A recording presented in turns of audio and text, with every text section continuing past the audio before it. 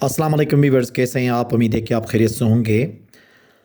हम रोज़मर्रा ज़िंदगी में उर्दू ज़बान में अक्सर ऐसे जुमले इस्तेमाल करते हैं जैसे कि मैं आप दोनों के बीच कबाब में हड्डी नहीं बनना चाहता हूँ। वो हर जगह कबाब में हड्डी बन जाता है। अगर ऐसा है तो आप यहाँ मत ठहरो। बेहतर होगा कि जाने से पहले आप अपना काम ख़त्म करें। अब देखें, इन जुमलों के अंदर तीन टर्म्स इस्तेमाल हुए हैं। एक कबाब में हड्डी बन जाना, दूसरा है अगर ऐसा है तो, और तीसरा है बेहतर होगा। अब ऐसे जुमलों को जब हम इंग्लिश में ट्रांसलेट कर रहे होते हैं तो वो कौन से इंग्लिश के स्ट्रक्चर्स होंगे जो हम इस्तेमाल करके आसानी से इनको इंग्लिश में ट्रांसलेट कर सकते हैं, वो स्ट्रक्चर आज इस लेक्चर में हम तफसीलन डिस्कस कर लेंगे। वो तमाम व्यूअर्स जिन्होंने अभी तक चैनल सब्सक्राइब नहीं किया, आप चैनल सब्सक्राइब करके बेल का आइकन दबा लें ताकि हर नए लेक्चर का नोटिफिकेशन आपको आसानी से मिल सके। और इसके अलावा इस चैनल पे ग्रामर के रिलेटेड सारे टॉपिक्स डिस्कस किए हुए हैं, सारे लेक्चर अवेलेबल हैं, आप उन्हें भी देख सकते हैं। तो आइए इन स्ट्रक्चर्स को हम वन बाय वन तफसीलन डिस्कस कर लेते हैं। पहला स्ट्रक्चर है हमारे पास a third wheel. A third wheel का इस्तेमाल होता है कबाब में हड्डी बनना या कबाब में हड्डी कहने के लिए। अब इनको हम मुख्तलिफ मिसालों से समझते हैं। मैं आप दोनों के बीच कबाब में हड्डी नहीं बनना चाहता हूँ। मैं आप दोनों के बीच कबाब में हड्डी नहीं बनना चाहता हूँ। I do not want to be a third wheel between both of you. I do not want to be a third wheel between both of you.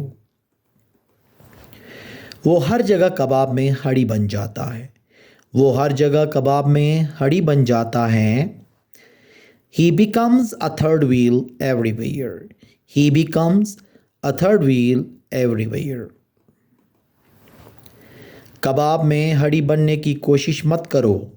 कबाब में हड्डी बनने की कोशिश मत करो। Do not try to be a third wheel. Do not या don't try to be a third wheel. Aslam को कबाब में हड्डी बनना नहीं बनना चाहिए। असलम को कबाब में हड्डी नहीं बनना चाहिए। Aslam should not become a third wheel. Aslam should not become a third wheel. अब कभी कबाब में हड्डी बनने के लिए हम क्या इस्तेमाल करेंगे? अ थर्ड व्हील का इस्तेमाल कर सकते हैं। दूसरा है इफ़ सो, ऐसा है तो। इसको ये भी कह सकते हो अगर ऐसा है तो। इसका जो फार्मूला बनेगा, इफ़ सो के बाद आपने सेंटेंस इस्तेमाल करना है, ठीक है। जैसे कि अगर ऐसा है तो आप यहाँ मत ठहरो। इसको इस तरह से भी बोल सकते हो, ऐसा है तो आप यहाँ मत ठहरो। If so you don't stay here. If so you don't stay here. यहाँ पे यू की जगह इस्तेमाल भी नहीं करके डोंट स्टे हियर भी आप कह सकते हैं। अगर ऐसा है तो हमें इसकी मदद करना चाहिए। अगर ऐसा है तो हमें उसकी मदद करनी चाहिए। If so we should help him. If so we should help him. ऐसा है तो वहाँ मत खेलो। ऐसा है तो वहाँ मत खेलो। If so don't play there. If so don't play there. ऐसा है तो वो आपको गाड़ी नहीं देगा। ऐसा है तो वो आपको गाड़ी नहीं देगा। इसको आप इस तरह से भी कह सकते हो, अगर ऐसा है तो वो आपको गाड़ी नहीं देगा। If so he will not give you a car. If so he will not give you a car. ऐसा है तो कहने के लिए क्या इस्तेमाल करेंगे? इफ़ सो का इस्तेमाल करेंगे। थर्ड स्ट्रक्चर है हैड बेटर। हैड बेटर का इस्तेमाल होता है अच्छा होगा, बेहतर होगा कहने के लिए। इसका जो फार्मूला होगा, पहले सब्जेक्ट, फिर उसके बाद हैड बेटर, उसके बाद वर्ब की फर्स्ट फॉर्म और अदर वर्ड्स आ जाएंगे आगे। जैसे कि बेहतर होगा कि आप चले जाओ, या इसको इस तरह से भी कह सकते हो, अच्छा होगा कि आप चले जाएं।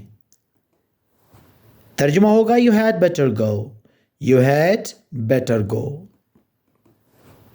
बेहतर होगा कि आप उसे सब कुछ बता दें। या इसको इस तरह से भी कह सकते हैं, अच्छा होगा कि आप उसे सब कुछ बता दें। You had better tell him everything. You had better tell him everything.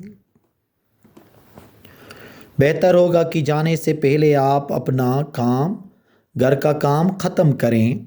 या ये इस तरह से भी कह सकते हैं, अच्छा होगा कि जाने से पहले आप अपना घर का काम ख़त्म करें। You had better finish your homework before going.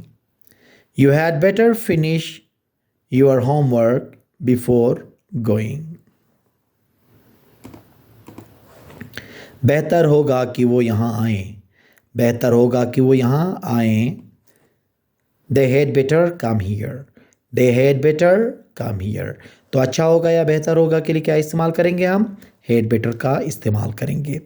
ये स्ट्रक्चर जितने भी आप याद करते चले जाएंगे तो इंग्लिश बोलने में आपको आसानी होगी, क्योंकि स्ट्रक्चर्स के ज़रिए इंग्लिश बोलना बहुत ज़्यादा आसान होता है। उम्मीद है कि आज का ये लेक्चर आपको पसंद आया होगा। Thank you very much.